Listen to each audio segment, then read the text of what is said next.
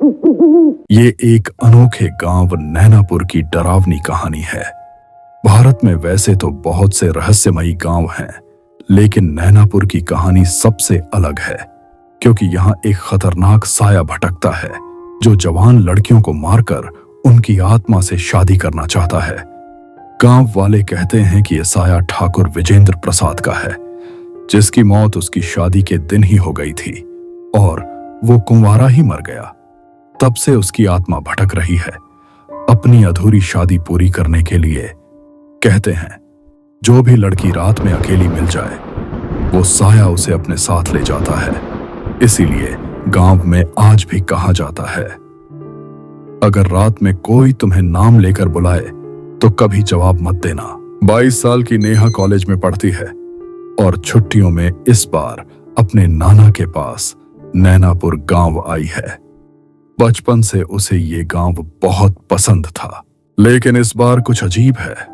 नेहा अब जवान हो चुकी है और गांव वालों का कहना है कि वो काला साया सिर्फ जवान लड़कियों को ही अपना शिकार बनाता है। अच्छा नाना जी, ठीक है, अगर रात में कोई दरवाजा खटखटाएगा या मुझे आवाज देगा तो मैं ये दरवाजा बिल्कुल नहीं खोलूंगी।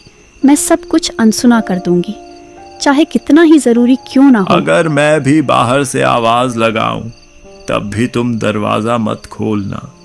वो साया चालाक है, वो मेरी ही आवाज में तुम्हें बुला सकता है, इसलिए जरा भी भरोसा मत करना और हर हाल में पूरी तरह सतर्क रहना। क्या नाना जी, आप भी इस अंधविश्वास के चक्कर में मुझे फंसा रहे हैं?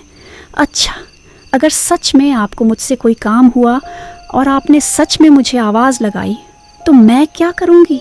नहीं नहीं, चाहे कुछ भी हो जाए मैं तुम्हें आवाज नहीं लगाऊंगा। यही तो मैं तुम्हें समझा रहा हूं। अब मैं यहां सीधे सुबह आऊंगा। तुम बस कुछ भी हो जाए ये दरवाजा मत खोलना। ये कोई अंधविश्वास नहीं है बेटा, ये सच्चाई है, बहुत खतरनाक सच्चाई। अच्छा नाना जी, ये सच है बस? नेहा इस गांव में कई बार आ चुकी थी, लेकिन उसने अपने नाना जी को कभी इतना घबराया हुआ नहीं देखा था। उसके लिए ये आत्मा वाली बात बिल्कुल नई थी। नाना जी ने पहले कभी इसका जिक्र तक नहीं किया था, लेकिन इस बार बात कुछ अलग थी। खतरा पहले से कहीं ज्यादा था, इसीलिए नाना जी ने सब कुछ बता दिया और उसे सख्त हिदायत दी कि वो पूरी तरह सतर्क रहे। पर नेहा इन बातों को उतना गंभीर नहीं ले रही थी। उसे ये सब गांव वालों की बनाई हुई कहानियां लग रही थीं, लेकिन उसे ये नहीं पता था कि इस बात को हल्के में लेना उसकी जिंदगी की सबसे बड़ी गलती साबित होने वाली थी। हाँ यार प्रिया, नाना जी ने तो मुझे इस घर में अकेला ही सुला दिया। हम यहाँ तो बस एक ही मंजा है, इसलिए अब मुझे यहीं अकेले रात बितानी पड़ेगी। मैंने तुझे कितना कहा था कि तू भी मेरे साथ चल ले, पर तूने मना कर दिया। अगर हम दोनों यहाँ होते ना तो आज की रात कितनी मज़ेदार होती। अब देख, मैं यहाँ अकेली ही बोर हो रही हूँ। हम क्या यार, तू भी ना हम ये बात तो तूने सही कही। अच्छा ये छोड़, तू ये बता, तेरे पास रोहन का फोन आया क्या? हम अगर आए ना तो प्लीज बिल्कुल मत उठाना। नेहा अपनी ही मस्ती में मग्न अपनी दोस्त प्रिया से बात कर रही थी। उसके नाना जी दूसरे वाले घर में सोने गए थे, क्योंकि यहाँ सिर्फ एक ही मंजा था। वो दूसरा मंजा ला सकते थे, लेकिन उनके कमर में दर्द रहता था, इसीलिए वो उस दूसरे घर में सोने चले गए जहां आरामदायक बिस्तर था। इधर प्रिया बिल्कुल निश्चिंत थी और अंदर ही अंदर बहुत खुश भी, लेकिन उसे जरा सा भी अंदाजा नहीं था कि आज की रात उसके लिए कितनी भारी होने वाली है। अरे, मैं नाना जी से ये पूछना तो भूल ही गई कि कल सुबह नाश्ता वो अपने साथ लाएंगे या मुझे बनाना पड़ेगा। क्या यार, अब भी जाकर पूछ सकती हूँ क्या? नाना जी ने तो बाहर निकलने से मना किया है।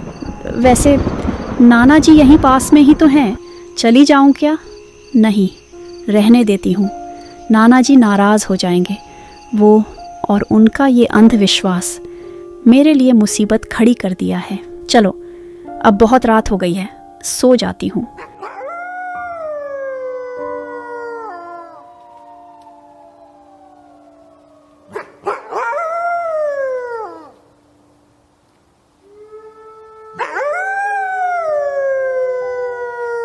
रात के 2 बज चुके थे।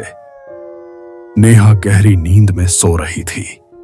गांव की गलियां एकदम सुनसान हो चुकी थीं और आज पूर्णिमा की रात थी। इसीलिए नेहा के नाना जी उसे बार बार चौकन्ना रहने के लिए कह रहे थे, क्योंकि पूर्णिमा की रात इस गांव की सबसे भयानक रात मानी जाती है। लेकिन तभी वही हुआ जिसका डर था। अचानक कोई जोर जोर से पागलों की तरह दरवाजा खटखटाने लगा। वो दरवाजे को ऐसे पीट रहा था मानो अभी तोड़ ही डालेगा। दरवाजे के कड़कने की डरावनी आवाज पूरे घर में गूंज उठी।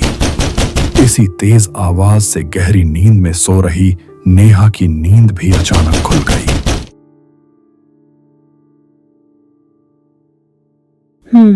अरे ये कौन है जो इतनी जोर जोर से दरवाजा पीट रहा है? अरे दरवाजा तोड़ दोगे क्या? रुको, मैं तुम्हें अभी बताती हूँ। इतनी जोर की दरवाजे की आवाज सुनकर नेहा दरवाजा खोलने ही जा रही थी कि अचानक उसे अपने नाना जी की कही बात याद आ गई। अरे ये क्या करने जा रही है तू नेहा? नाना जी ने साफ साफ कहा था, कुछ भी हो जाए दरवाजा मत खोलना। और चलो, नाना जी की वो आत्मा वाली बात झूठ भी हो सकती है, लेकिन इतनी रात में तू इस घर में अकेली है। अगर कोई चोर लुटेरा हुआ तो नहीं नहीं, दरवाजा मत खोल। कौन है बाहर? अरे कौन है? और क्या चाहिए तुम्हें? अरे कुछ तो बोलो जरा। ये क्या? अभी तो दरवाजा तोड़ने पर तुला हुआ था और अब जवाब भी नहीं दे रहा। लगता है चला गया। बेफालतू में ही मेरी नींद खराब कर दी, पागल कहीं का।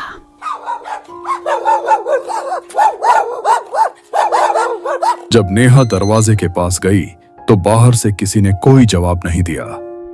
ये बात बहुत ही अजीब थी, लेकिन नेहा ने उसे नजरअंदाज कर दिया और वापस अपनी खाटिया पर जाकर लेट गई।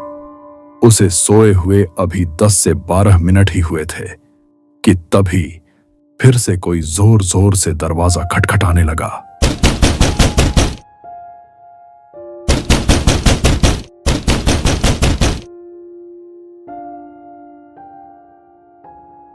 अरे फिर से वही आ गया। अब पूछती हूँ कौन है और क्यों इतना परेशान कर रहा है? अरे कौन हो भाई, और क्यों इतना परेशान कर रखा है? अगर कोई काम है तो सुबह आना। ये दरवाज़ा लॉक है और मुझसे चाबी खो गई है। अरे बोलो भाई, कौन हो? जवाब दो। अरे फिर से कोई जवाब नहीं दे रहा। ये हो क्या रहा है? इतनी ज़ोर से दरवाज़ा खटखटाता है और जब कुछ पूछो तो जवाब ही नहीं देता।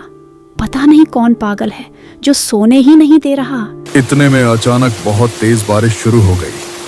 दूसरी बार फिर से किसी ने दरवाजा खटखटाया और इस बार भी कोई जवाब नहीं दिया। अब नेहा भी थोड़ा डर गई थी, लेकिन उसे अभी भी शक था कि कहीं कोई उसके साथ मजाक तो नहीं कर रहा। इसलिए इस बार वो सोई ही नहीं, बल्कि बैठकर उसका इंतजार करने लगी। जैसे ही वो दरवाजा खटखटाएगा, वो उसके खटखटाने से पहले ही जवाब दे देगी। करीब 10 से 12 मिनट बीत चुके थे, लेकिन अब तक उसने दोबारा दरवाजा नहीं खटखटाया था। इंतजार करते करते नेहा की आंखें भारी होने लगीं और बैठे बैठे ही उसे हल्की सी नींद आ गई। अभी उसकी जरा सी झपकी लगी ही थी कि अचानक फिर किसी ने दरवाजा जोर से खटखटा दिया।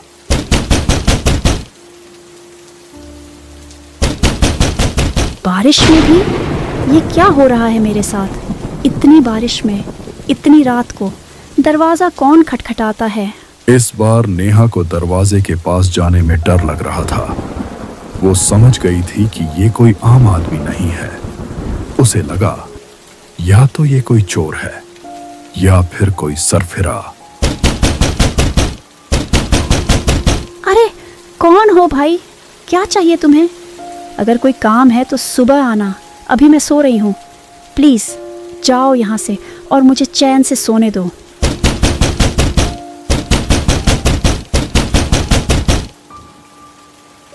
अरे बड़ा अजीब इंसान है, कुछ बोलता भी नहीं है, बस सरफिरों की तरह दरवाज़ा फोड़ता ही जा रहा है। देखो, मैं तुम्हें आखिरी बार कह रही हूँ, यहाँ से चले जाओ, नहीं तो मैं अभी पुलिस को और अपने नाना जी को बुला लूँगी। फिर जो तुम्हारे साथ होगा उसके तुम खुद जिम्मेदार हो, समझे? अच्छा, इसका मतलब तुम नहीं मानोगे? तो ठीक है, अब मैं पुलिस को बुला रही हूँ। अब यहीं रुको, कहीं भाग मत जाना। नेहा ने जैसे ही पुलिस को फोन लगाया, कॉल ही नहीं लगी। उसने अपने नाना जी को भी मिलाने की कोशिश की, लेकिन उनका फोन भी नहीं लगा। फोन ना लगने पर नेहा और भी ज्यादा डर गई, लेकिन डर के बावजूद उसने उससे झूठ बोल दिया। देखो, मैंने पुलिस को फोन मिला दिया है और पुलिस यहाँ कभी भी पहुँच सकती है। अब तुम्हारे लिए बेहतर यही होगा कि तुम यहाँ से चले जाओ। ये तो हद हो गई भाई। देखो, अब मैं तुम्हें आखिरी चेतावनी दे रही हूँ, 1 मिनट में यहाँ से गायब हो जाओ, नहीं तो बहुत बुरा होगा। बस बहुत हो गया। नेहा का डर अब धीरे धीरे गुस्से में बदल गया था। वो आज ही लंबा सफर तय करके ट्रेन से गांव पहुंची थी और बहुत थकी हुई थी। उसे नींद की सख्त जरूरत थी, लेकिन इस सब की वजह से उसकी नींद बार बार टूट रही थी। अब नेहा ने गुस्से में आकर कमरे में पड़ी हुई लाठी उठा ली। उसने मन ही मन तय कर लिया, जैसे ही वो दरवाजा खोलेगी, सामने वाले के सिर पर जोर से वार करेगी, उसे बेहोश कर देगी और फिर गांव वालों को बुलाकर उसे पकड़वा देगी।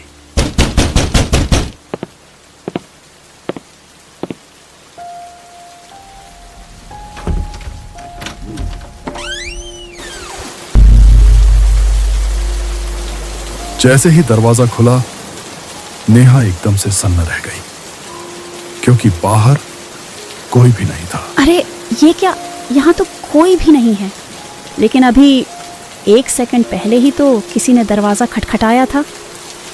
ऐसा कैसे हो सकता है यार? ये कहाँ फंस गई मैं? गांव आना ही नहीं चाहिए था। चलो अब सो जाती हूँ।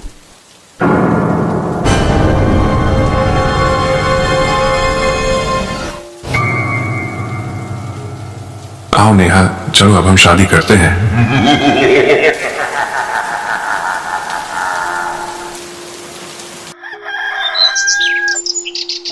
अगले दिन नेहा के नाना जी सुबह सुबह जल्दी जल्दी नाश्ता बनाकर उसके लिए लेकर आए, लेकिन जैसे ही उन्होंने घर के अंदर कदम रखा, नेहा उन्हें कहीं भी दिखाई नहीं दी। वो नेहा को घर में ना देखकर बेचैन हो गए, लेकिन फिर उन्होंने खुद को समझाया, शायद वो सुबह सुबह गांव में टहलने गई होगी। लेकिन दोपहर होने तक भी उन्हें नेहा नहीं मिली। अब उनका डर और बेचैनी बढ़ती ही जा रही थी। वो बहुत ज्यादा घबरा गए थे और अंदर ही अंदर टूटने लगे थे। गांव के उनके साथी भी उन्हें यही समझा रहे थे।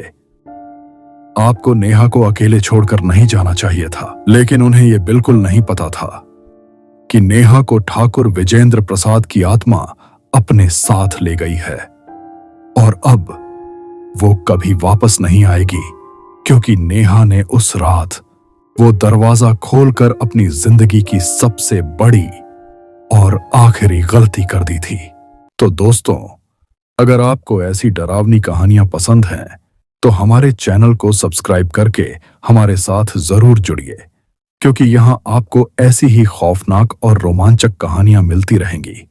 और अगर ये कहानी आपको थोड़ी सी भी पसंद आई हो तो इसे लाइक जरूर करें। आपका एक लाइक ही हमें और ऐसी कहानियां बनाने का हौसला देता है। तो कृपया करके चैनल को सब्सक्राइब जरूर कर दीजिए।